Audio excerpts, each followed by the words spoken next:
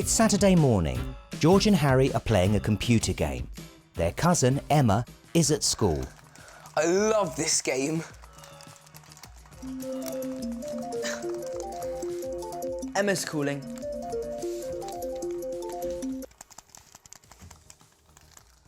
Hi guys.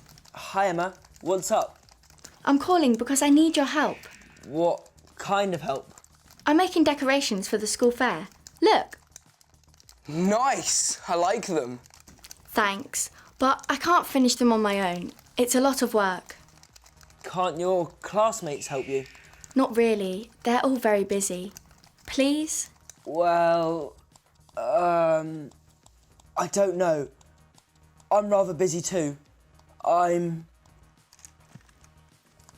vacuuming right now. Nice try. I can see the game controller. What about you, Harry? Are you vacuuming too? No, I'm not. I've got tennis practice. Bye. Sorry, Emma.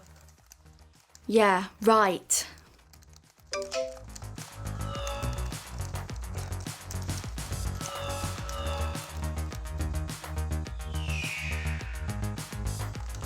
A little later,